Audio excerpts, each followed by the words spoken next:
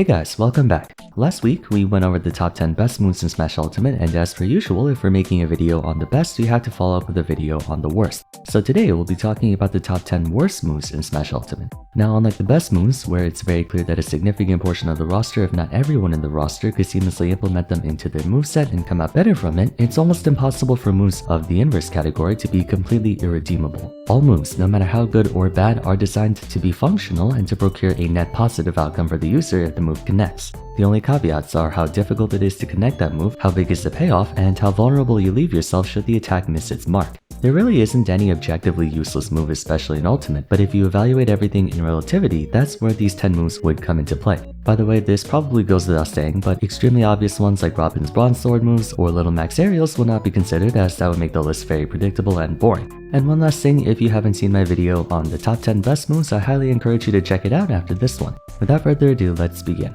First one's gonna be Yoshi's Side B Egg Roll, a very unorthodox move that has him curl up into a rolling egg to run in one direction or the other for a period of time. Unlike Jigglypuff's rollout, it doesn't need to be charged up for speed, making it marginally faster on startup, but this comes at the cost of having almost non-existent kill power and still being extremely easy to avoid and or even punish in light of having a negative hitbox, meaning the actual damaging part of the move is smaller than Yoshi's own hurtbox, so you can attack him right out of it with basically anything. Now, there is one niche use case of Yoshi's Side B which has him ricochet back and forth on an opponent's shield to cause an instant shield break, and I stand by the principle that any move capable of shield breaking is and will always have a use. But this requires a very specific setup on a platform that will maybe happen once every 1,000 games. This move is extremely slow, extremely punishable, extremely predictable, it can't be used off stage, its skill power is abysmal if it even has any, and despite being technically considered a burst movement option, it doesn't feel like one. I don't imagine anyone would want this move no matter how gimmicky the character is. It would be one thing if it was designed in a similar way to Squirtle's Withdrawal where you're invincible to all damage, because then it wouldn't be the worst move out there, but it's a negative hitbox. Literally anything and everything beats out this move. The shield break setup is just a last-ditch effort to find use for an otherwise nonsensical attack. This next one breaks my heart into a million pieces to say, but pragmatically I have to. Captain Falcon's iconic Falcon Punch is arguably the worst neutral B in the game. There are a lot of these YOLO one-hit wonder moves, but Falcon Punch has to be the worst of them. In terms of emotional damage, it's one of the best moves in the game, but otherwise, you're staring at a short-range burst hit that takes almost a full second to channel, is extremely unsafe on shield contrary to what the shield lag and shield stun may suggest, and despite being the strongest it's ever been, I believe, it doesn't even kill middleweights from center stage until around 55% and is significantly weaker in the air, contrasting Ganon's Warlock Punch, which is stronger in the air. Many people jump to Warlock Punch as the worst neutral B for being slower than Falcon Punch, but there are a few things that make Falcon Punch a lot worse. Reverse Warlock Punch, I believe, is a 1-hit KO against any character with 100 units of weight or less, even at 0%, and at like 25%, it's an instant kill against anyone probably. So it's significantly stronger and relatively safe on shield. Plus, Ganondorf has full super armor from frame 11 all the way to frame 67, 3 frames before the attack comes out. Super armor, meaning no matter how much damage you try to do or how much knockback your attack has, you're not going to stop this move from coming out. This doesn't make it any less of a trash move, but it has a few things going for it that Falcon Punch doesn't have. Realistically, you're never going to find an incentive to use Falcon Punch in tournament play unless you're up like 3 stocks to 1 and have been smoking your opponent all set to where you feel comfortable enough to throw one out, because why the hell not? Besides, neutral B is one of the most stacked move categories in the game, further emphasizing the complete lack of reasons to want to have this one. Next on the list is Wario's Jab. It's among the worst jabs in the game, if not the worst. To be fair, Jab isn't the most pronounced move in a character's repertoire, only serving as a quick way to deal damage, with only some characters having jabs that can combo into other moves or outright kill. So the main selling point of Jab is that it's fast, with the majority of the cast having jabs that are frame 5 or faster. Wario's Jab has no worthwhile qualities whatsoever. At a frame 8 startup, it's slower than even Tilt's. And though its 1-2 has a combined base damage output of 12% and has no kill power, no combo potential, the range on this move sucks. And yeah, it's just really bad. The funny thing is, this move got buffed on the last patch of 13.0.1 to deal more damage and be slightly more safe on shield. But to reiterate, jabs are meant to be fast on startup. This one is frame 8, slower than many forward tilts. Some may try to point out that due to the first hit dealing 5% base damage, it's great for racking up a bit more percent for jab blocks, but even in jab block scenarios, this move has too much end lag to make it a good jab block move. If memory serves, Wario can follow up into his own forward smash, which means if you have a frame 18 jab block punish or faster, you're good to go. But let me remind you that if you're looking for something that can jab block, Wario's would not and should not be your 20th or even 30th choice. Jabs are supposed to be fast. Jabs that aren't fast usually have something else going for them, such as Bayonetta's with kill power or decent range like DDD's. This move has nothing. Moving on, we have Byleth's down B, Amir. Credit where credit is due, this is technically better than Falcon Punch, but that's not really a high bar to climb. By the way, this will be the last move of this variety that I'm putting on the list just to avoid redundancy. The things that make this move better than Falcon Punch are that you can drop beneath platforms while channeling, it has armor, and it's an instant shield break even at full, I believe. The negative aspects of this move are that it only has heavy armor, not super armor, making it interruptible, although you need to deal 36% damage to break it, which is very hard to do for most characters. But even so, the armor window comes in a lot later than Warlock Punch, but it is made up for by the armor lasting all the way until the hitbox comes out, and it's still not as strong as Warlock Punch in overall kill power, though it is very strong. In the context of Byleth's kit, it has some use, given that Byleth is notoriously good at shield breaking with their down smash and down air, plus the high shield damage of arid Vars tippers. But similarly to neutral special, down special is among the most versatile specials in the game with moves like menu, flip jump, banana, waft, and so many others that would be considered long before you think about Byleth's down B. It has DLC privilege in a lot of ways, but anyone who gets caught by this attack while they still have control over their characters frankly deserves to get hit by it. If I'm not wrong, a fully charged forward smash is stronger than Amir at low percents, so even for Byleth, you probably want to use that when given the opportunity. Now, if this move can be cancelled, like how you can cancel their neutral B or other shield break punish moves like Sephiroth's Giga Flare, then we can reconsider, but for the time being, this move sucks. Next one is gonna be Hero's up smash. Unlike the first four I talked about, this move doesn't seem too bad relatively speaking. It's frame 13, which is serviceable, does very solid damage, and has good kill power, both of which are drastically amplified if you land a crit. So what's the issue? The issue is the hitbox. It's just straight up. This move is completely unusable unless your opponent is literally directly above you. Most of these upward strikes are accompanied by a grounded scoop hitbox to make it usable on the ground. Lucina's up smash, for example, comes with a side scoop hitbox, and even for those that technically don't have a side scoop like Sheik's up smash, it comes with a horizontal after effect that can still strike opponents. In any case, up smashes are known for two things, out of shield option and anti-airing. As an anti-air, despite having good verticality, it doesn't have a sufficiently wide enough hitbox to cover even a third of a battlefield platform, so most people can just attack him from the sides, or diagonally for that matter. And while frame 13 is fast enough to make it a decent out of shield option, if not against aerial moves then against grounded ones, the absence of an aforementioned grounded scoop hitbox prevents it from being used as such.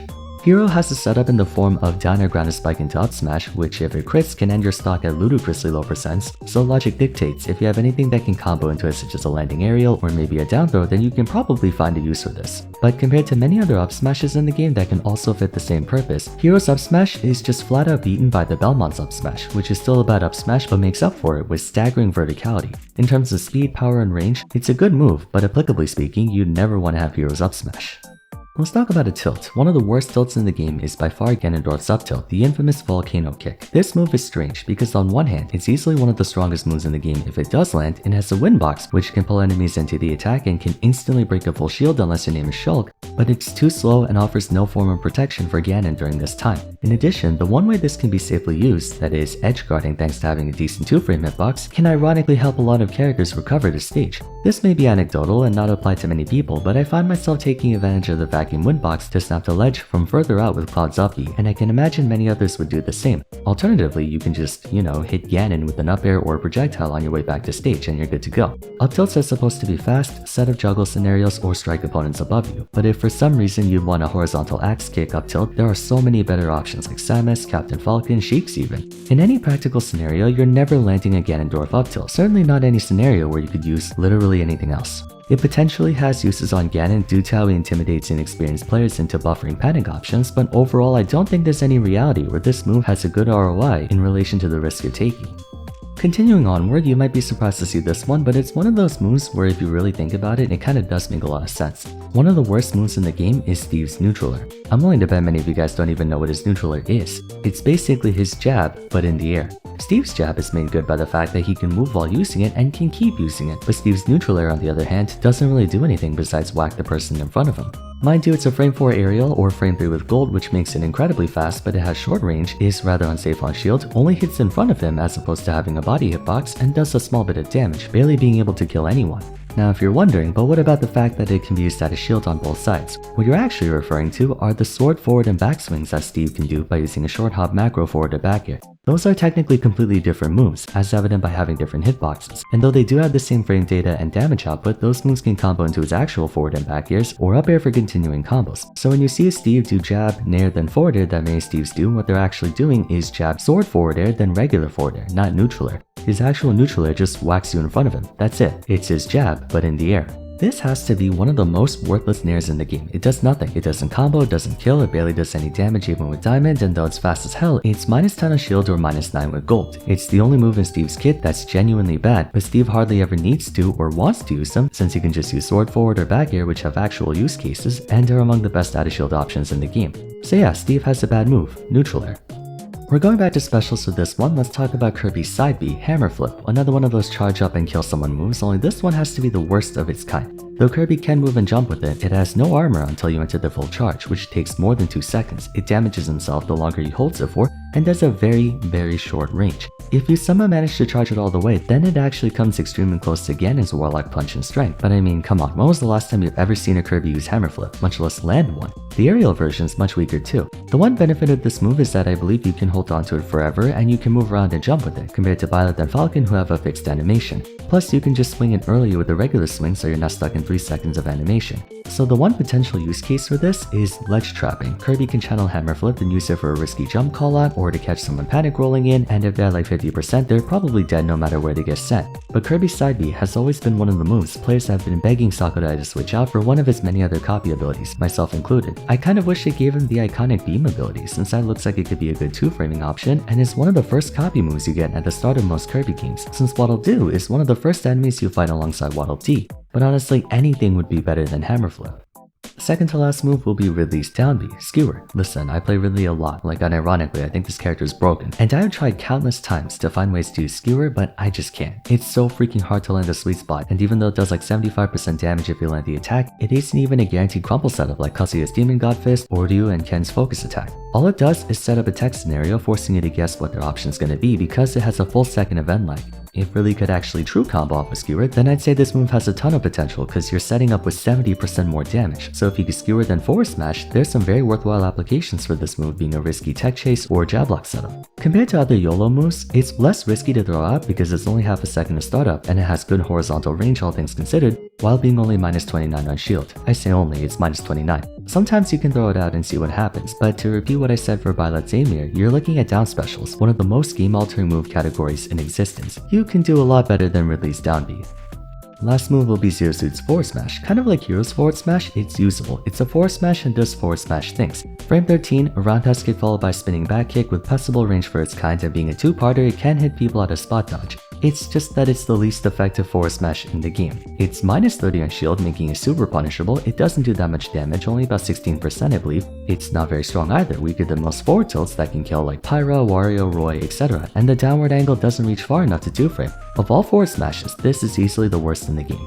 I get that forward smashes aren't used very often due to being committal and laggy if you miss, but I feel like this is one of those moves that you realistically will never want to use even on ZSS. Like I said, it's a forward smash and does forward smash things, it's just really bad at doing those forward smash things. I honestly believe DDD's forward smash has more reasons to be used than this one.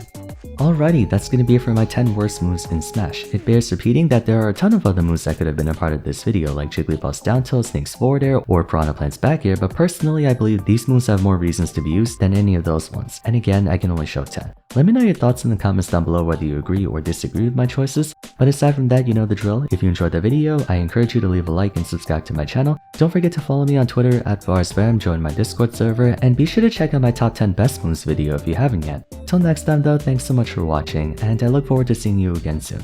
Take care.